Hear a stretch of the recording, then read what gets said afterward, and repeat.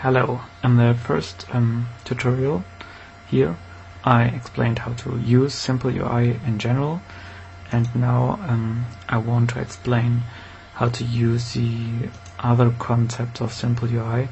So for example, the UIDecorator concept. In the first version of SimpleUI I had this hasTheme interface, and the controllers now, the modifiers, now don't use this hasTheme anymore. They now use the decorator concept. It's a sort of visitor pattern, and any UI element which wants to be decorated just has to implement this interface, and then decorator can be assigned to it, and this decorator will then the decorator is basically the visitor from the visitor pattern, and I created already an example decorator in the UI examples project, and in here you can see you just have to extend the default UI decorator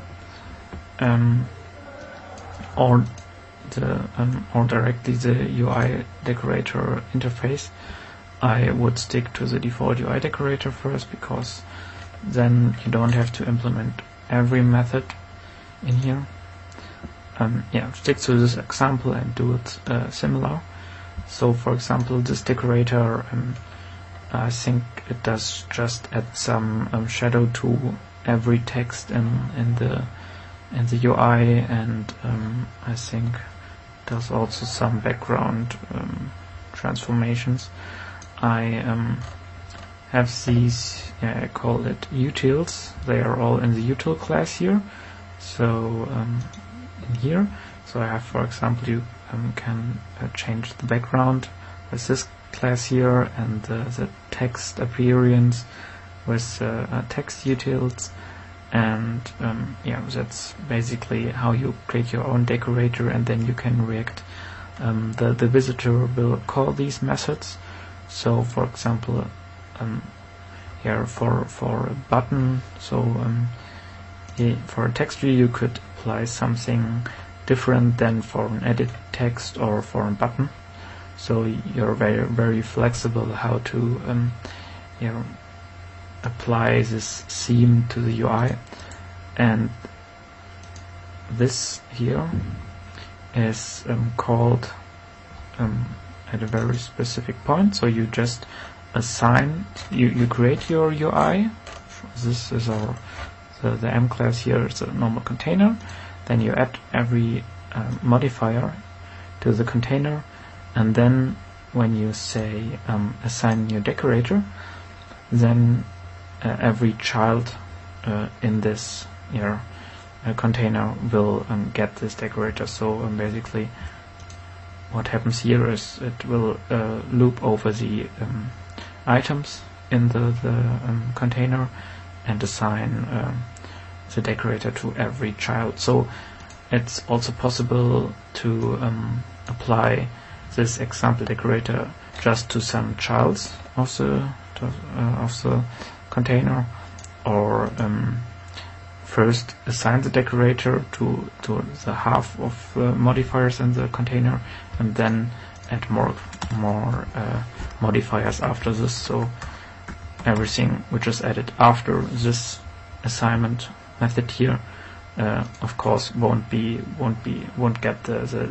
example decorator, and then you could add another decorator for the rest of the elements here. So I think it's way more flexible. The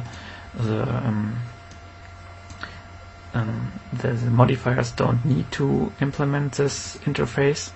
So first you can create your own modifier by just using the modifier interface, and when you're done and you think your modifier is ready, then you could also add this interface here and implement this last method. And basically the decorator has to be called like this, that you say you store this decorator, and then the view will be decorated by I have created this few parameters here.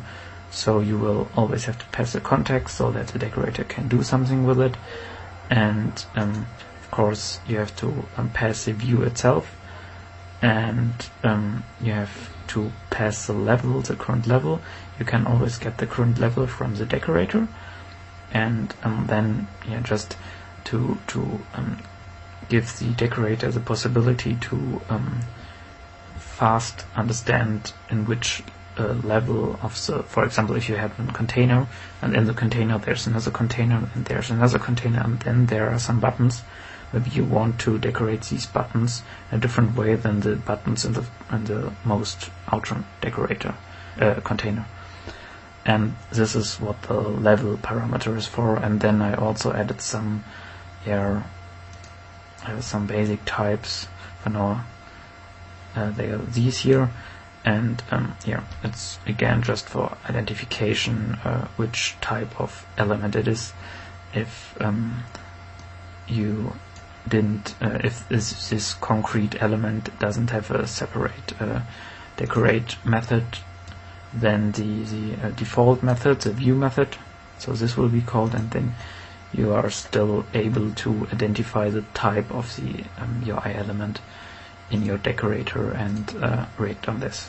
So here you again have these parameters, and then you can react on it. For example, if it's a container and the container is deep down, so the level is greater than 2, the first and the second level, they are the most outer elements, so you might not want to decorate these, so you can check this here, and then if it's in a container and down in this, then you can set the background of this view to something different by just it's a background utils object you created here, and then you can apply this theme you defined here to this target view. We can take a look in here. So basically the background utils, it's just you can create different backgrounds, for example with round corners and a gradient, a color gradient, or you can set a simple one unique color, and just read the code here. I created some example, for example the default gray background, the green background, which have some, it has a green gradient, here's a gray gradient, and it's not that difficult to understand how these gradients, for example, work. The same applies to the text utils. So again, if you want to apply it, you just say apply to, so you create the text utils, then you say text utils apply to the view, and then they are applied to the past view, and you can set the shadow or custom font, for example, like I did here. For example, it's important to, of course, add these font then to the I think you have to add it here in the resource folder, and then to fonts or something like this. You can Google it. It's a default Android way, and I checked that it worked like this. That's basically it for the theming part, and I think I will make a pause here, and thanks for watching.